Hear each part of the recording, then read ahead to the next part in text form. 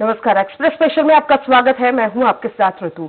मध्य प्रदेश में इन दिनों बारिश ने चंबल संभाग समेत कई जिलों में कहर बरपाया है। उसका दर्द लोगों के चेहरों पर उभरा हुआ है। कई नदियों का जलस्तर खतरे के निशान के ऊपर होने से पानी ने हजारों लोगों के आशियाने को रेत की ढेर की तरह मिटाकर बेघर कर दिया है। इस सैलाब ने लोगों की खुशियां, अरमान पानी पानी कर दिए हैं। देखिए रिपोर्ट।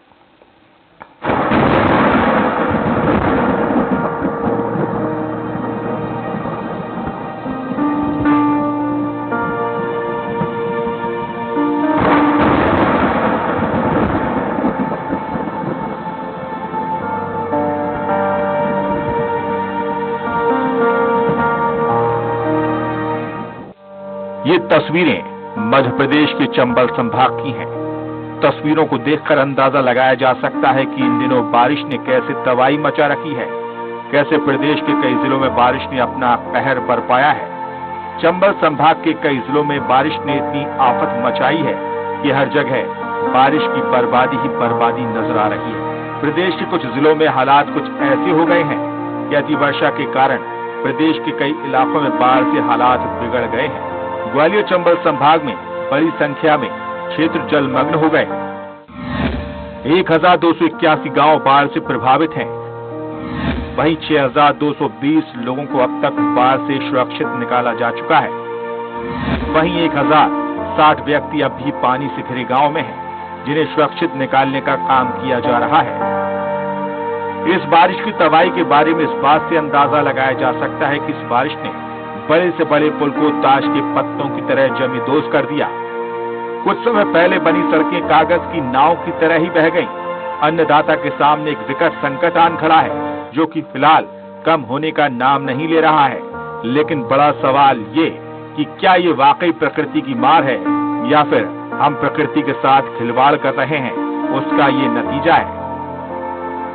वहीं इन हालातों के बिगड़ने के चलते सीएम शिवराज सिंह चौहान लगातार अधिकारियों के साथ बैठक कर रहे हैं। सीएम ने प्रभावित इलाकों में भोजन, पीने के पानी, डॉक्टर और दवाओं की व्यवस्था के निर्देश दिए। तो वहीं बाढ़ और अतिवृष्टि से ध्वस्त अधोसंरचना को तत्काल दुरुस्त करने का काम किया जाए। ग्वालियर चंबल संभाग में केंद्रीय और राज्य आपदा बल की 35 टीमें, सेना के 6 कॉलम, वायुसेना के 5 हेलीकॉप्टर और 115 नाव से बचाव कार्य जारी है। खैर, प्रशासन सरकार लगातार लोगों को राहत कैंपों में ले जाने का कार्य कर रहा है। लगातार कोशिश की जा रही है कैसे इस विपदा से निपटा जाए। वहीं देखने वाली बात ये होगी कि कैसे इस प्रकृति की मार से मजलूम निकलेंगे और कैसे बाढ़ से आए जख्मों को भर पाएंगे। Bureau report, Swaraj express. और इसी पर ज्यादा चर्चा के लिए स्टूडियो में हमारे साथ मौजूद हैं रणदीप जग्गी जी, जो कि आपदा प्रबंधन विशेषज्ञ और आपदा प्रबंधन संस्थान के गेस्ट फैकल्टी के साथ ही सिविल डिफेंस के जानकार हैं। उनसे हम जानेंगे जिस तरह के हालात बने हुए उसके बारे में जानकारी। और भोपाल से हमारे साथ रिपोर्टर अतुल शर्मा भी जुड़े हुए हैं।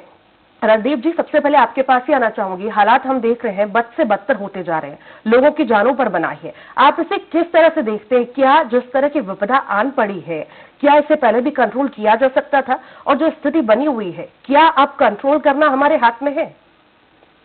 जैसा कि आपदा बाढ़ जो है ये एक प्राकृतिक आपदा है जी। तो प्राकृतिक आपदा को कोई भी होए हम उसको रोक नहीं सकते। खाली हमारी जो तैयारी बाढ़ के पूर्व में रहेगी उसके द्वारा हम कम कर सकते हैं। जैसे आपदा प्रबंधन का जो है जो साइकिल रहता है, उसमें कोई भी आपदा के पूर्व, आपदा के दौरान और आपदा के बाद क्या हमारा जो रोल रहता है, तो NDMA national disaster management authority की गाइडलाइंस है, उसका एसओपी जो बना हुआ है उसके अनुसार आपदा के पहले हमारी प्रिपेयर्डनेस या तैयारी पूरी होनी चाहिए।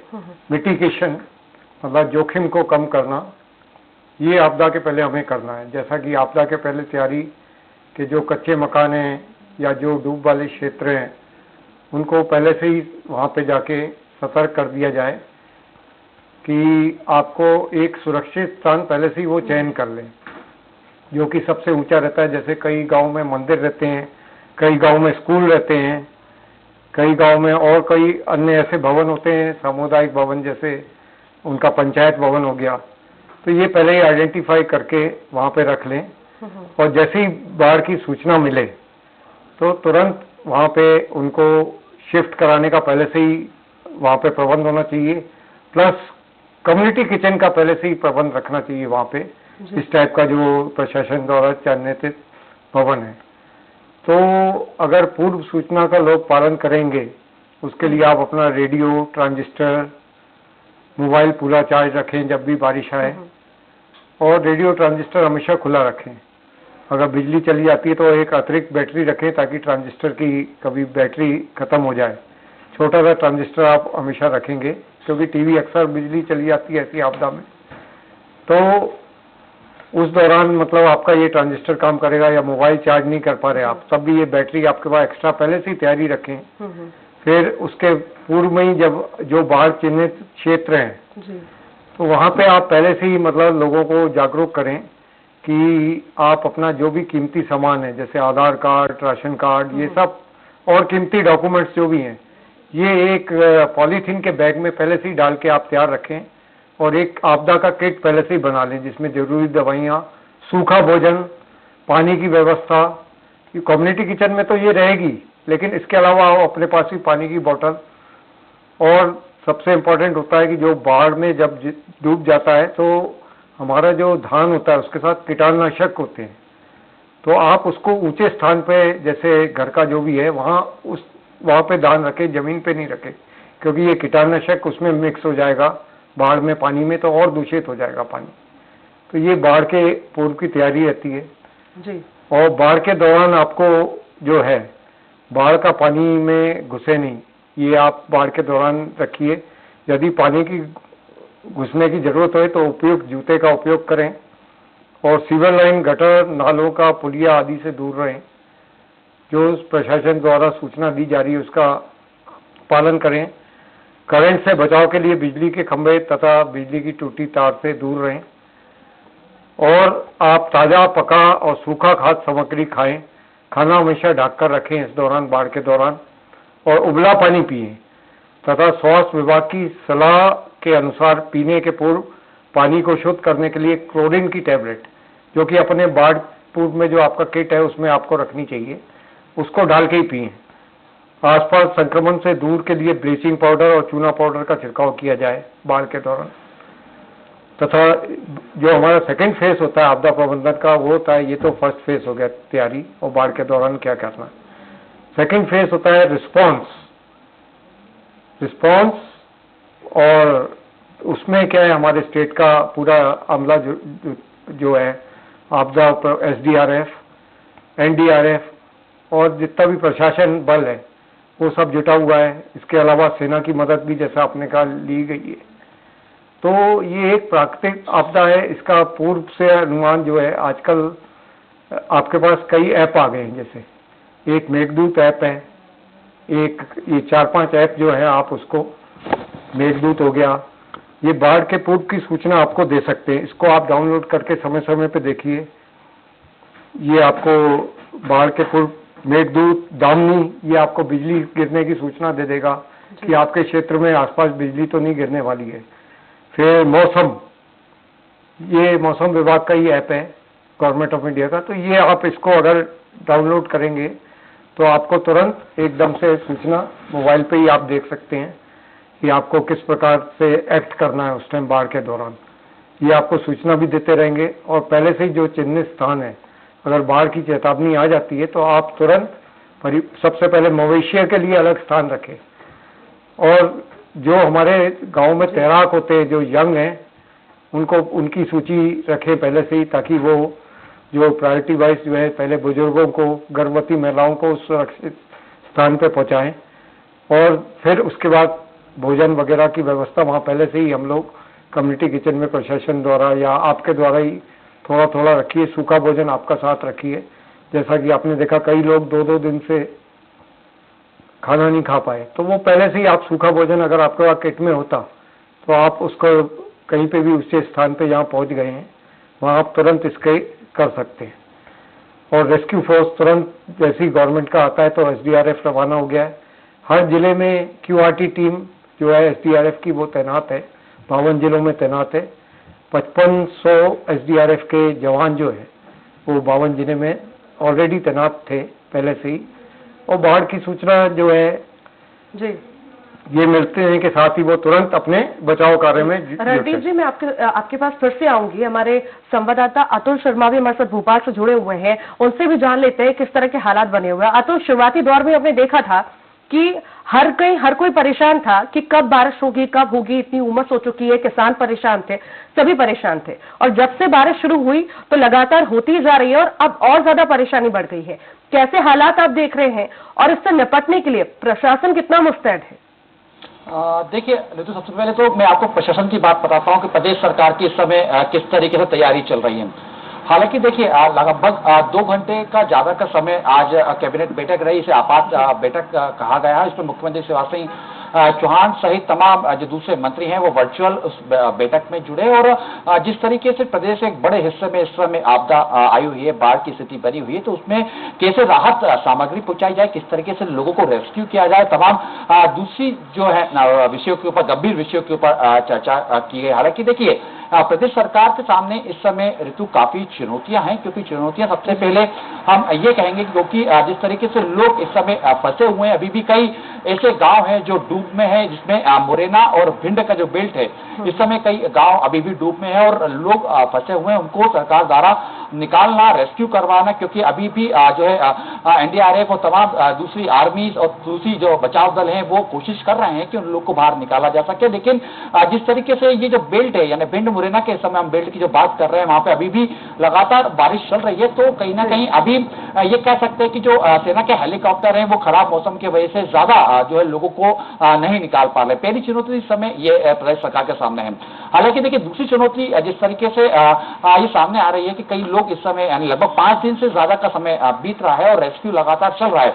ऐसे में लोगों के पास खाने की सामग्री नहीं है, लोग खाने को लेके, पीने के पानी को लेके लगातार परेशान हो रहे हैं। तो ऐसे में प्रदेश सरकार की जो दूसरी प्राथमिकता वो ये है कि लोगों तक राहत सामग्री पहुंचे, लोगों तक खाने की सामग्री पहुंचे। तो इसको लेके कैबिनेट के इसके अंदर काफी बड़े निर्णय लिए गए। तमाम ये कहा गया है कि तमाम मंत्रियों को इस समय एक्शन मोड पे आना होगा, और सबसे पहले ये जो बेल्ट है, यानी कि हम भिंड, मुरैना, ग्वालियर, शिवपुरी, श्योपुर, ये तमाम जो बेल्ट है जहाँ पे बाढ़ इस समय काफी प्रभावित की हुई है, इस बेल्ट पे लोगों को राहत सामग्री, खाने की सामग्री, पीने के योग्य पानी वहाँ पे पहुंचाया जाए, इसको लेके तमाम तैयारी की जा चुकी है। हालांकि कल देर शाम को जब मुख्यमंत्री शिवराज सिंह चौहान बाढ़ पीड़ितों से जब मिले तो उनके सामने यही चुनौती सबसे पहले थी कि जो लोग राहत कैंप पहुंच चुके हैं उनको तो बड़ी आसानी से हम खाद्य सामग्री पहुंचा सकते हैं, लेकिन जो लोग अभी भी जो फंसे हुए हैं उन तक पहुंचा पाना सरकार के लिए एक बड़ी चुनौती है। हालांकि सरकार द्वारा लगातार ये कदम उठाए जा रहे हैं।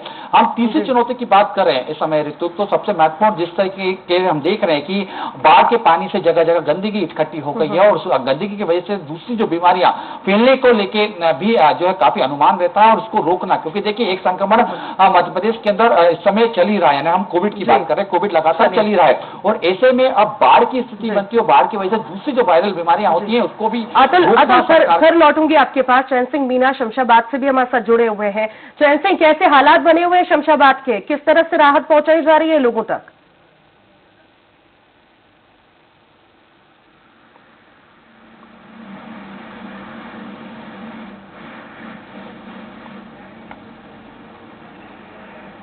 चैन सिंह, आप तक मेरी आवाज पहुंच पा रही है? ऋतु, मेरी आवाज आ रही है आपको? जी जी, कैसे हालात शमशाबाद के बने हुए हैं, किस तरह से राहत पहुंचाई जा रही है लोगों को? देखिए ऋतु, 72 घंटे से लगातार शमशाबाद में बारिश का दौर जारी है, और शमशाबाद के संजय सागर गेट के 7 गेट खोल दिए गए हैं, वहीं सरल सागर डैम के 3 गेट खोल दिए हैं। सरल सागर के डैम के 3 गेट खोलने के बाद में तकरीबन 4-5 गांव ऐसे हैं जो पूरी तरीके से पानी से घिर गए हैं, और लगातार प्रशासनिक मदद भी वहां पर कोई पहुंचाई नहीं जा पा रही है। उसका कारण ये है कि जो रास्ते में जो नदियां हैं वो खतरे के निशान से ऊपर जा रही है। कुछ विजुअल ऐसे भी आए हैं जिसमें लोग पेड़ों पर बैठे हुए हैं, स्थानीय लोग रस्सी के माध्यम से रेस्क्यू कर रहे हैं, और रेस्क्यू कर पूरे जो रेस्क्यू को अंजाम दे रहे हैं। वहीं पे प्रशासन कोशिश ये कर रहा है कि जैसे ही पानी का स्तर कम हो और लगातार वहां पर जो NDRF, SDRF की टीम है उनको भेजा जाए, और जिस तरीके से जो बारिश हुई है उससे जनजीवन अस्त व्यस्त हुआ है, लोगों को राहत पहुंचाने का कार्य किया जाए, परंतु अभी ऐसा होता दिखाई नहीं दे रहा है। मैं ग्राम बरनाखेड़ा की बात करूं तो एक परिवार की लगभग 30 से 40 बकरियां एक अपने घर में दब गई है, और जो पूरी तरीके से खत्म हो गई। उसका कारण यही था, लगातार बारिश हो रही थी, इसके कारण जो घर था वो भरभरा कर गिर गया और उसकी बकरियां पूरी तरीके से नष्ट हो गई है। दूसरी बरनाखेड़ा के बाद में अभी मैं बात करूं, एचदा, खड़ेर और सोमवारा ऐसे गांव हैं जहां पर अभी भी प्रशासन की कोई भी राहत नहीं पहुंच पा रही है। कोशिश प्रशासन जरूर कर रहा है। शंकर लाल कुरीले से कुछ देर पहले हमारी बात हुई थी, उनका कहना यह था कि आवश्यकता पड़ने पर हम हेलीकॉप्टर का इस्तेमाल भी कर सकते हैं। जी, चलिए लगातार बने रहिए। सिरोंज से हमारे साथ सुरेंद्र रघुवंशी हमारे साथ जुड़ गए हैं। सुरेंद्र, किस तरह के हालात देख रहे हैं आप सिरोंज में?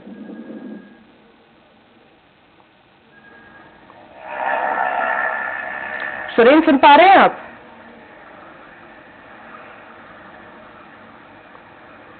सुरेंद्र, किस तरह के हालात बने हुए हैं सिरोंज में?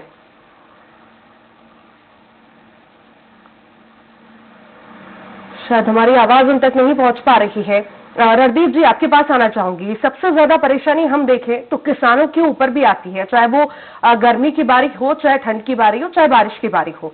आखिर उन तक राहत कैसे पहुंचाई जाए, वो ऐसे कैसे प्रिकॉशंस ले, कौन कौन से प्रिकॉशंस ले कि वो अपनी खेतों का भी ध्यान रख सके और सारी चीजों को सही ढंग से कर पाए? देखिए, इसमें अगर जो है आपको स्थान खाली करने की आवश्यकता हो तो फर्नीचर, उपकरण पलंग अथवा टेबल पे रखें अगर खाली करना पड़े। और सबसे पहले आपके जो पशु है उसको खोल दें आप पहले से, ताकि वो अपने आप ही पशु सुरक्षित स्थान पे चला जाएगा। उसको खोल दें आप अगर स्थान छोड़ने की आपको जरूरत पड़े। और घर छोड़ने के पहले बिजली की सप्लाई, गैस के कनेक्शन ये सब बंद करके कर दें आप तुरंत। और ऊंचे स्थान पर चले जाएं जहां लोग, जानवर सुरक्षित रह सकें। जानवरों को लेकर आप तुरंत ऊंचे स्थानों पर निकल जाएं। कपड़े, जरूरी दवाई, कीमती वस्तु, व्यक्तिगत दस्तावेज आदि वाटरप्रूफ बैग में रख के अपने साथ सुरक्षित स्थान पर ले जाएं उसको। और गहरे अथवा बिना गहराई पानी की जांचें, पानी में उतरने का प्रयास नहीं करें। इसके लिए आप एक लकड़ी रखिए, उससे गहराई देखिए और पानी की दिशा में नहीं चले, पानी की विपरीत दिशा में चलने का प्रयास करें अगर आपको निकलना है। और बाढ़ के पानी में डूबा हुआ भोजन का उपयोग बिल्कुल नहीं करें। और क्षतिग्रस्त बिजली उपकरण के इस्तेमाल से बचें। और बिजली के टूटे खंभे, क्षतिग्रस्त पोल, टूटी शीशे, नुकीली बस्ती तथा मलबों का ध्यान रखें। और बच्चों को बाढ़ के पानी अथवा उसके आसपास नहीं खेलने दें। और आपको मतलब पहले से ही मतलब जो है सतर्कता, इसमें अपना जो कीटाणुनाशक आपके पास जो है उनको पहले से ही ऊंचे ऊपर घर पे जो है जो बना रहता है का अलमारी का, उसके ऊपर रखे जाए। और बाढ़ के पानी जो है अब एक तो हमारे यहाँ पेंडेमिक ऑलरेडी चल रहा है। अब बाढ़ के कारण मलेरिया, डायरिया ये भी और बीमारी होगी। तो आप पानी को बिल्कुल उबाल के पिएं। और जो हमारा जो रेस्क्यू कैंप्स है वो ऑलरेडी प्रशासन इस प्रकार का आपको सहयोग करेगा कि, और पानी की लाइनें जब आप वापस भी लौटेंगे तो पानी की लाइनें, सीवर की लाइनें सब फूटी होती हैं। तो जो है शौचालय का पानी अक्सर मिक्स हो जाता है, तो आप उसको पानी को उबालें और उसको आप तुरंत या क्लोरीन की गोली डाल के ही उसका पानी पिए आप। ये प्रशासन द्वारा आपको वितरित की जाएगी कैंपों में भी रात में। और जो लोग बाढ़ में ऑलरेडी फंसे हैं उसके लिए एसडीआरएफ की टीम, एनडीआरएफ की टीम, सेना की मदद ऑलरेडी प्रशासन ने ले ली है, वो उनको निकालने का प्रयास कर रही है। और जो जो एरिया बाढ़ में ग्रस्त है उसका मतलब तुरंत एरो सर्वे से प्रशिक्षण कराया जा रहा है। और वहाँ पे टीमों को जो आपको आदमी पेड़ पे दिख रहा है या कहीं ऊंचे बिल्डिंगों में फंसे हुए हैं, उनको एसडीआरएफ की टीम बोट द्वारा या हेलीकॉप्टर द्वारा, सेना की जो है हेलीकॉप्टर, वो जाके उनको निकाल के कैंपों में ला रहे हैं। और वहाँ जो फंसे हुए हैं उनके लिए भोजन की भी व्यवस्था प्रशासन द्वारा इन्हीं उससे सप्लाई की जाएगी।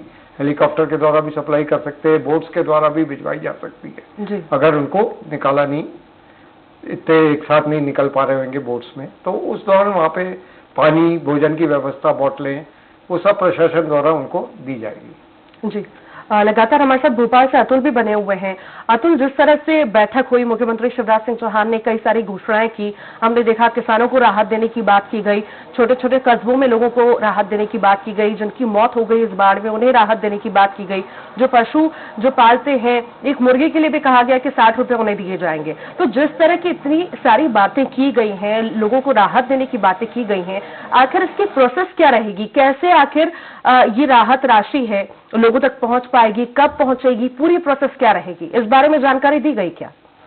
देखिए, किसी भी चीज के लिए अगर हम देख रहे हैं कि अगर हम फसल की बात करें या पशुओं की जो है बात करें, तमाम या दूसरे जिस तरीके से जो नुकसान की बात की जा रही है, सबसे पहले सरकार की तरफ से एक सर्वे किया जाएगा। उस सर्वे के माध्यम से ये समझा जाएगा कि आखिर जो प्रभावित क्षेत्र है वहां पे कितना नुकसान हुआ है। हालांकि देखिए, इसके लिए प्रदेश सरकार द्वारा एक टास्क फोर्स बना दी गई है। टास्क फोर्स के अंदर 11 विभाग रखे गए हैं ऋतु, जिसके अंदर हम देखें तो पशु विभाग उसके अंदर रखा गया है, ऊर्जा विभाग उसके अंदर रखा गया है, गृह मंत्रालय उसके अंदर रखा गया है।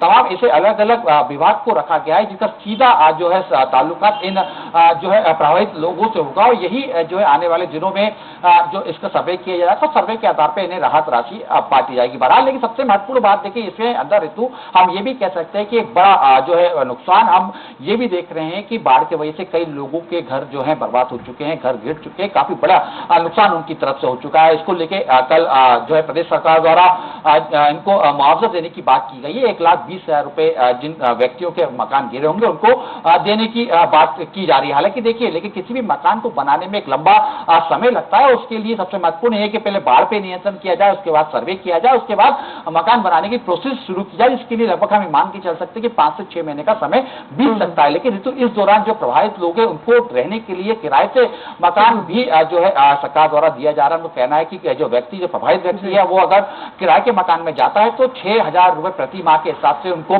दिया जाएगा, ताकि उनके ऊपर आर्थिक बोझ किसी भी प्रकार का जो है सामने नहीं खड़े हो सके। और दूसरी तरफ हम देखें तो जिस तरीके से उनके पशुओं की जो हानि हुई है उसको लेके भी अभी जो है लगातार सर्वे की बात की जा रही है। आने वाले दिनों में ये पूरी तरह से स्पष्ट होगा कि आखिर कितनी जो है ये जो पशु हैं उनकी जो है बाढ़ की वजह से प्रभावित हुए, कितने लोगों की, कितने पशुओं की मौत हुई है, उसके हिसाब से अलग अलग आंकड़े रखे गए। जिस तरीके से आपने अभी बताया कि मुर्गे के लिए 60 रुपए रखे गए हैं, बकरे के लिए, भैंस के लिए, गाय के लिए अलग अलग प्रकार से अलग अलग एक मद जो है सरकार द्वारा दिया जाएगा और उसकी ये पूर्ति की जाएगी। बहरहाल लेकिन सबसे पहले अभी ऋतु सरकार के सामने हम देख रहे हैं कि जो चुनौती खड़ी हुई है वो चुनौती अभी भी वहीं खड़ी हुई है कि क्योंकि सरकार जो भिंड मुरैना का, देखिए शिवपुरी की अगर हम बात करें, शिवपुर की हम बात करें तो जिस तरीके से कल से जो है बरसात, जो भारी बरसात जो है धीमे पड़ी है, तो वहां की जो नदियां हैं उसका जल स्तर नीचे आया है, रेस्क्यू वहां पे बढ़ा दिया गया। लेकिन दूसरी तरफ हम भिंड की बात करें, मुरैना की बात करें तो यहाँ पे लगातार हम देख रहे हैं बरसात हो रही है, रेस्क्यू होने में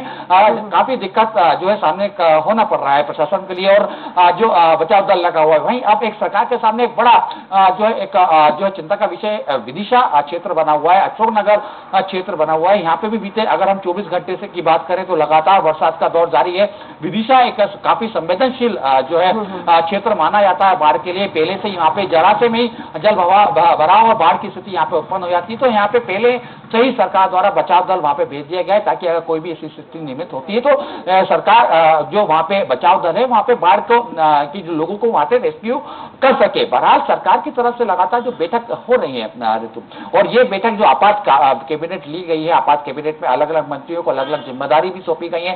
तमाम ये कोशिशें की जा रही है कि लोगों से सीधा संपर्क किया जाए। जिस तरीके से हमने देखा कि कल का जो पूरा दिन था, मुख्यमंत्री शिवराज सिंह चौहान द्वारा अलग अलग बाढ़ प्रभावित क्षेत्रों में पहुंचे गए, जो कैंप लगाए गए, कैंपों में गए, कैंपों में लोगों को ये कहा गया कि प्रदेश सरकार उनके साथ है, क्योंकि इस समय सबसे ज्यादा जब लोगों के ऊपर एक आर्थिक तरीके से जो वो तो आया ही है, लोग घर बर्बाद हो गए, पूरी तरीके से जो उनका दूसरे सामान है वो प्रभावित हो चुके, तो ऐसे में सबसे ज्यादा जरूरी इस समय लोगों को संवेदनाएं देना है और सरकार द्वारा ये बताया जाना है कि जो प्रदेश की सरकार है वो उनके साथ खड़ी हुई है, उनको चिंता का विषय नहीं है, और आने वाले दिनों में जो सामान्य दिन थे वो वापस उनके लाए जाएंगे। यही कोशिश जो है सरकार द्वारा लगातार की जा रही है और यही बात सीधे तौर पर की जा रही है। सबसे महत्वपूर्ण इस बात एक जरूर है कि जिस तरीके से तो हम देख रहे हैं कि जो बांधों को लेकर अफवाहों के दौर जारी हैं, सीधे तौर पे जो है प्रदेश सरकार का ये कहना है कि बांधों की जो स्थिति है इस समय बिल्कुल कंट्रोल में है, सतत निगरानी रखी जा रही है। अतुल, आपके पास फिर लौटूंगी। हमारे साथ ग्वालियर से विनोद शर्मा जुड़ गए हैं। विनोद, ग्वालियर पूरा चंबल अगर हम देखें, आपदा जिस तरह से आन पड़ी है, हर कहीं हाहाकार मचा हुआ है। पूरी कोशिश की जा रही है सरकार की ओर से, प्रशासन की ओर से, किस तरह से राहत दे पाए। कैसे हालात अभी आप देख रहे हैं वहां पर? देखिए, ग्वालियर चंबल अंचल की जो स्थिति है वो ज्यादा ठीक नहीं है, क्योंकि लगातार जो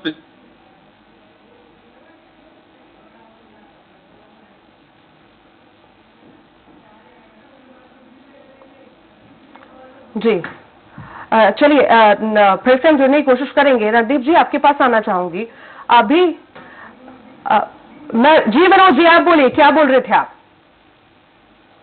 जी जी जी विनोद जी, आप अपनी बात पूरी कीजिए।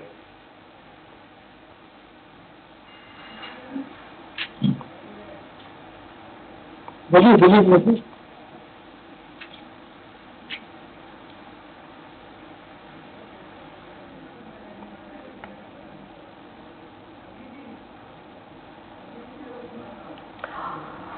रणदीप जी, जिस तरह से हम देख रहे हैं, अभी लगातार हाहाकार हर कहीं मचा हुआ है, बारिश लगातार हो रही है। अभी किस तरह से आप देख रहे हैं? मौसम वैज्ञानिकों का क्या कहना है कि आने वाला जो समय है और ज्यादा क्या बुरा हो सकता है, या अभी स्थिति सुधरेगी, या ये जो स्थिति और कितना समय चल सकती है? ये अभी आने वाले 24 घंटे में कुछ जिलों में येलो अलर्ट है, कुछ जिलों में ग्रीन अलर्ट है। अपने भोपाल में उन्होंने 12 संभागों में इस तरह का दे दिया है। तो इसलिए सबसे पहले ये संदेशा आपके चैनल के माध्यम से उनको देना चाहेंगे कि अफवाहों पे ध्यान नहीं दें।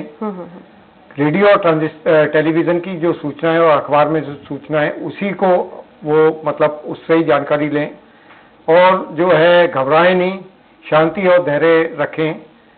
और जो शासन द्वारा राहत व बचाव कार्यों में लगी संस्थाएं हैं उनमें सहयोग करें तथा शासन के निर्देशों का पालन करें, और अपना जो लोग बाढ़ के क्षेत्र में ऑलरेडी रेस्क्यू कर चुके हैं वो लोग अपना स्वास्थ्य परीक्षण जरूर कराएं, क्योंकि एक और अभी जो वायरल बीमारियां जैसा कि बताया, और मच्छरदानी का उपयोग जरूर करें।